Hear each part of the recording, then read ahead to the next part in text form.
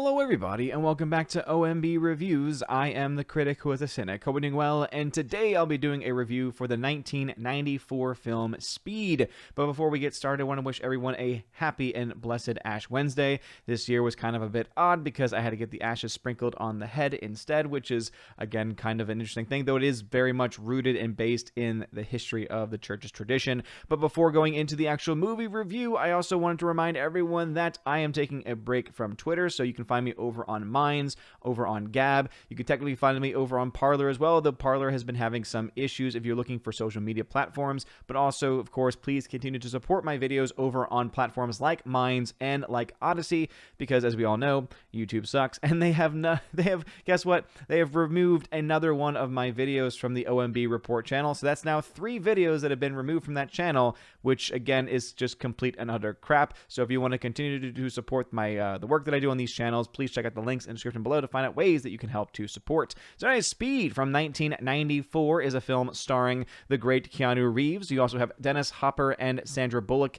and Jeff Daniels in this movie as well. I was very surprised when I was looking at the opening credits and I saw Jeff Daniels, and I'm like, ooh, this is interesting, because in my head, every single time I hear the name Jeff Daniels, all I can ever think about is Dumb and Dumber. And so it's always weird for me to see him in a movie that's going to be a little bit more serious, but he did a very good job in this specific movie, and I'm going to be honest, I actually very much enjoyed what I saw. I think the best thing about the film overall, I think the strongest part of this film probably has to be the amount of tension and the amount of excitement that this movie is able to really produce. I think that the director here and the writers and everyone involved with this process, so it looks like it was Jan DeBont, who was the director, produced by Mark Gordon, written by Graham Yost, though apparently Joss Whedon has an uncredited writing credit. That's interesting. I wonder how much he actually had to do with the story overall. But I want to say that the adrenaline rush that you feel throughout this movie is just phenomenal, whether it's the opening when you're dealing with the bombs on the elevator and just everything that is a part of that process, them having to climb down and all that stuff. Again, very great tension building filmmaking in those early moments. And then, of course, the main crux of the movie on the bus, where you have to go and you have to stay at a certain speed. If you drop below that speed, the bomb will end up exploding. I thought that the tension that was being able to build by this film, the writing, I think was spot on, and obviously the direction had to be going hand in hand with all of these things. And so I will say I was very much impressed by that. I was expecting myself to have a good time with it. I wasn't expecting it to be as well done as it ended up being. Right? I kind of expected this to be kind of one of those random popcorn flicks that are really not that great but are entertaining, but it was actually a very competently made, well put together movie, which kind of it makes me more interested to look into Speed 2 Cruise Control, even though the film has been critically panned and many people have said do not waste your time with it.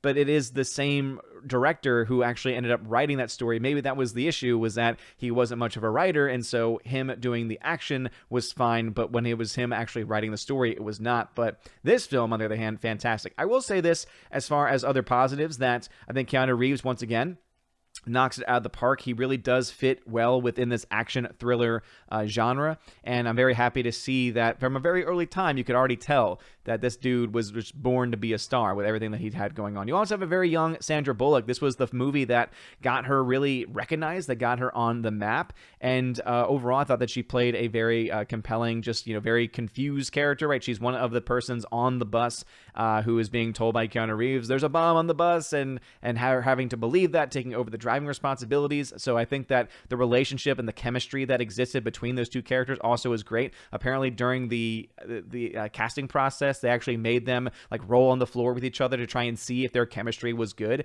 And I remember that there have also been a lot of different different interviews that have been done since this film came out, and talking about how there was a lot of this really on and off screen chemistry between Sandra Bullock and Keanu Reeves, and really you could tell based on what we saw in the actual movie itself.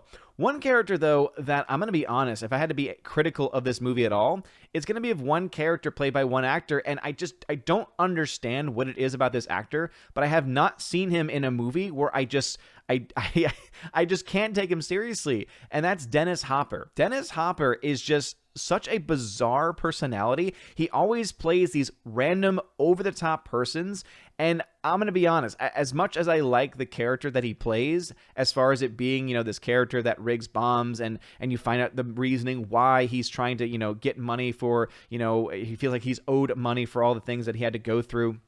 Going through, not military life, but, going through just life in general, working with, working for the man, as it were.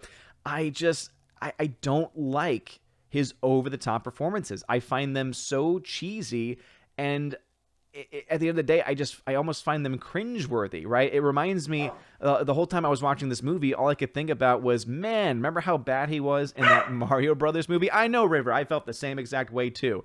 And all I could see was that character coming out. It was the same vein, right? Obviously, it wasn't the same character, but it was the same vein. It was that same level of performance. And I remember it was also similar when I watched Waterworld recently, too, right? Where Dennis Hopper, once again, plays this just over-the-top villain. And I don't know. I guess it's just I'm not a fan of Dennis Hopper. Again, some people might like that kind of cheesy stuff, but for me, it was just a little too much, right? I can like cheese and I can like some cheesy performances, but when it's got a little bit too much cheese on it, it's just not for me overall. But that's really the only criticism that I have of the movie is the Dennis Hopper performance, because everything else really works, right? The editing is fantastic, really does, I think, work well with this thriller narrative, right? Really keeps the tension built. And obviously, you need really good editing to get that going on. I thought the story was well put together as well. I like how it's built up in the very beginning with the guy, obviously trying to hold hostage this elevator, and then that eventually leads over to the bus being held as well. I thought that was also very compelling. So again, the writing is right there. The direction is fantastic too. And the acting for the most part is also very, very solid with a great, with great cinematography to back it up, and of course, great music too. But to me, the biggest weakness of this entire movie was Dennis Hopper. But I will say this much. I don't think Dennis Hopper was able to detract too much away from the movie, too much away from the story, and because of that, I had a really good time. This is a movie that I would totally watch again. I had just a lot of fun with it, and if you're looking for a fun action thriller type movie, I think that Speed is a perfect one for you. And again, this is the first time that I actually saw it. So 1994 Speed, I will give this movie I'll give it a B+, right? I think that it was a solid movie. It's definitely a solid film to be added into the action thriller drama. Probably going to be one of the top action thriller dramas, not, action thriller films in general, in a list of action thriller movies. But I don't know. What are your thoughts about this? Let me know your thoughts about Dennis Hopper especially. Am I off base with this? Am I missing something here? Again, I know that this guy is famous, and I know that this guy has been in a lot of things, but for me, when I look at this, I think to myself, I can't take him seriously, and it's like I don't really ever want to go out of my way to watch him in movies. I don't know. It's just a little bit too much over the top for me. But let me know your thoughts about that in the comment section below. If you like this video, smash that like button, especially if you're watching over on Minds or over on Odyssey. You guys are freaking amazing and beautiful people. Hope you all have a wonderful rest of your Ash Wednesday and a great beginning of your season of Lent. Have a wonderful day, and as always, God bless. And now for a huge shout out to all of my Patreon members: Albertus Magnus, Ali C83, Andrew Hoyle, Animation Commentator, Brian P, Dion, Divex, Enrique Evangelista, Father Christopher Miller, hail to you, Father, Father Damian Cook, Garrett Searles, The Honky Chonky Funky Monkey, Inflamed Wood, It's a Trap Productions,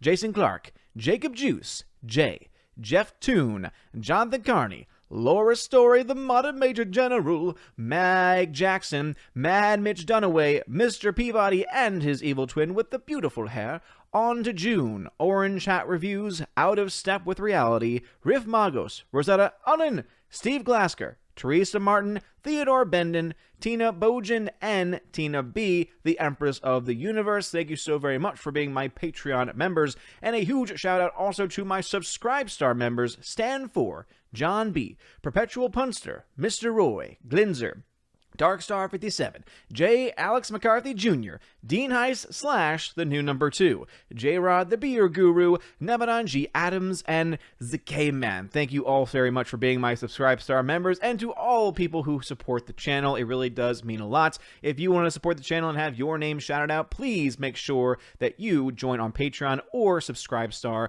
today. If you sign up at the $5 or up level, you also get access to exclusive giveaways, including for 4K and Blu-ray titles. At the $10 level, you get all of that, plus you get access to an exclusive podcast that I do with John the Flick Pick Flickinger. There's actually currently an episode that I made public on the channel right now, so you can go ahead and check that out. If you want to have more access to even more episodes and more content and the ability to ask us questions, please feel free to check that out as well. And if you join at the $25 level and up, the Chosen of Valhalla level, you get to have all of those things, plus you get a free t-shirt that first month that you sign up for it, and every month you will be able to access the Chosen of Valhalla live stream, where me and my chosen just talk for about 2, 3, sometimes even 4 hours about whatever it is that they want to talk about. So check all of that out in the links in the description below. You are all amazing and beautiful people, and we all have a wonderful day. And as always, God bless.